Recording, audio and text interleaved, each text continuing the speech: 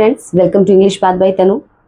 और उम्मीद करती हूँ कि आपकी पढ़ाई बहुत अच्छी चल रही होगी। अगर कहीं से थोड़ी सी भी पढ़ाई में कुछ लूज़ है, कुछ प्रॉब्लम चल रही है, तो उसको जल्दी से सॉल्व कर लें और मिला के पढ़ाई करें, क्योंकि बोर्ड एग्जामिनेशन जिनके हैं उनकी तो प्रिपरेशन कंटिन्यू होनी ही चाहिए, उसमें तो कोई रुकावट नहीं होनी चाहिए। फिलहाल अब हम कुछ ऐसा पढ़ेंगे जो आप डेली डोज सेक्शन में अब तक पढ़ते आ रहे हैं, एडियम्स फ्रेजेस, और उसी को कंटिन्यू करेंगे। ये आपके बोर्ड एग्जामिनेशंस के लिए, जो लोग कॉम्पिटिटिव एग्जाम की प्रिपरेशन करें उनके लिए, सबके लिए बहुत इंपॉर्टेंट है। ठीक है, तो आज हम कुछ नए एडियम्स फ्रेजेस यानी कुछ नए मुहावरे, कहावतें, वाक्यांश, इनको जानेंगे। आज स्टार्ट करते हैं। पहला जो इडियम्स फ्रेज है हमारा, देखिए एक चीज़ ये है कि इडियम्स फ्रेजेस में कई बार ऐसा होता है, मोस्टली अगर थोड़ा सा दिमाग लगा लोगे, थोड़ा सा समझ लोगे, तो आपको समझ में, सिर्फ पढ़ के समझ में आएगा कि क्या कहते हैं, इसका क्या मतलब है। ऐसा ज़रूरी नहीं कि हर इडियम्स फ्रेज में ये हो, ऐसा ज़रूरी नहीं है।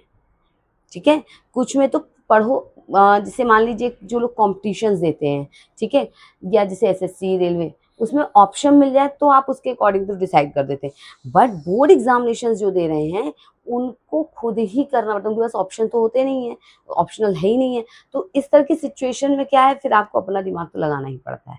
खैर, हम स्टार्ट करते हैं। और फर्स्ट इडियम्स जो है हमारा, वो क्या है, इन द एग्रीगेट। एग्रीगेट माने आपको पता है बहुत तेज इस तरह से होता है, एग्रीगेट होता है।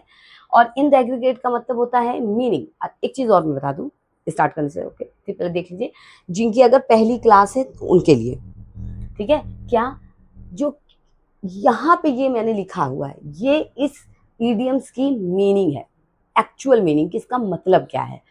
और यहाँ नीचे मैंने एक एग्जाम्पल आपको साथ में दे दिया है कि अगर आप इस इडियम्स को किसी सेंटेंस में या फिर अपनी ही बात, जब आप बात कर रहे हैं स्पोकन में यूज़ करना चाहें तो आप कैसे यूज़ करेंगे।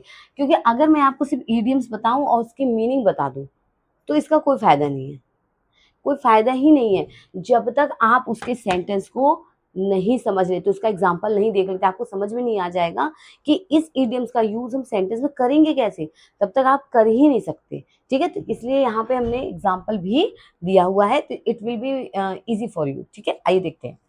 इन द एग्रीगेट, इसका मतलब होता है कलेक्टिवली। कलेक्टिवली यानी कलेक्टिव रूप से, यानी सामूहिक रूप से। ठीक है, एग्जाम्पल देखते हैं। The tax increase will in the aggregate cause much hardship, मतलब कि टैक्स जो बढ़ा है, win the tax increase will in the aggregate cause much hardship, मतलब इकट्ठा, कलेक्टिव, सामूहिक रूप से बढ़ना क्या परेशानी का क्या होगा, कारण हो सकता है, होता है।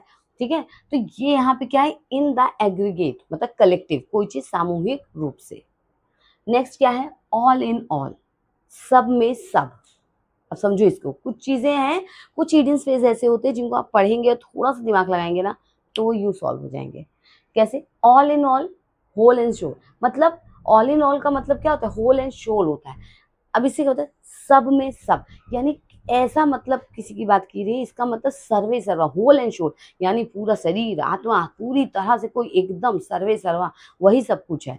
जैसे example, he is all in all in the company, मतलब वो कंपनी में क्या है, सर्वे सर्वा है, सब कुछ उसके हाथ में है, वो सब डिसीजन, सब कुछ करना सब उसके हाथ में, वही मालिक है, इस तरह से।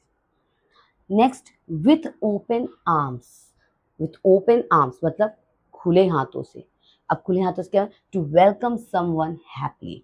अगर आप थोड़ा दिमाग यहाँ पे अपना लगाएं, सिक्स सेंस, थोड़ा सा common sense, with open arms यानी खुले हाथों से, जाहिर सी बात है आप खुले हाथों से क्या करते हैं, किसी का स्वागत करते हैं, किसी को एक्सेप्ट करते हैं। खुले हाथ कब होते हैं, खुले हाथों से जब आप खुश होते हैं। तो क्या होगा, टू वेलकम समवन हैप्पीली, मतलब किसी का खुले दिल से स्वागत करना। Example, I was received with open arms, मतलब क्या, कैसे हुआ है उसका मतलब रिस्पेक्ट, खुले हाथों से, मतलब जब वो गया तो वहां खुले हाथों से, खुशी खुशी उसका स्वागत किया गया है। नेक्स्ट है अल्फा एंड ओमेगा। अब देखिए, अल्फा एंड ओमेगा का मतलब होता है बिगिनिंग एंड एंड, मतलब शुरुआत और अंत। अब थोड़ा सा इसमें अल्फा एंड ओमेगा, शुरुआत और अंत, समझ में आ गई बात।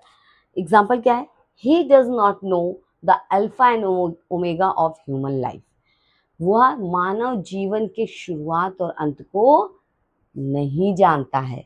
समझ में आ रही बात।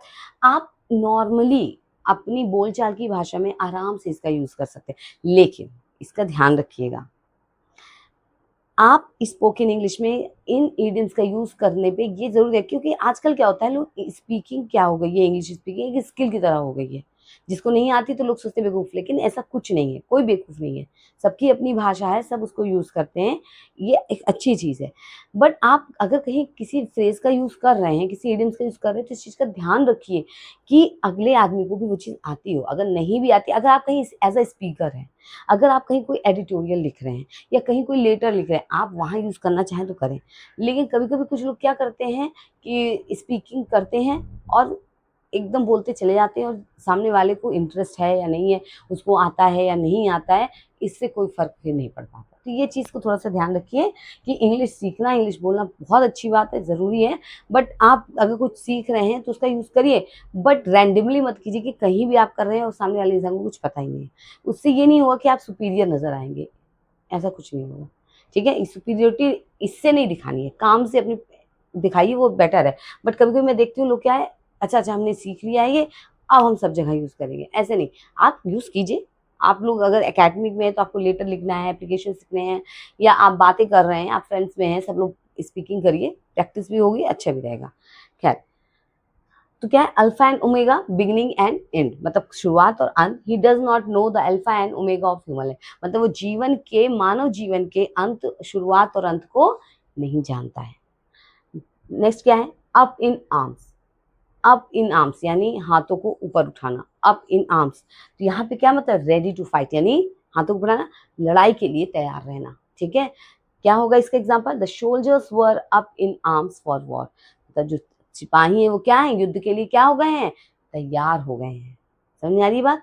तो ऐसे ये जो इंडियन फ्रेजेस हैं, ये बहुत ही खास हैं, बहुत ही इंपॉर्टेंट है, इनको ज़रूर पढ़िए।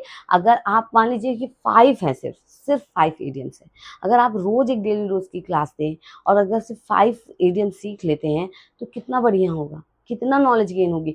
इवन जो लोग कॉम्पिटिटिव एग्ज़ाम्स की तैयारी कर रहे हैं, वो क्या करते हैं, शुरू से अगर नहीं पढ़ा है, तो बाद में जाके फिर उसी को पूरा पढ़ना पड़ता है, और फिर वहीं पे प्रॉब्लम क्रिएट होती है।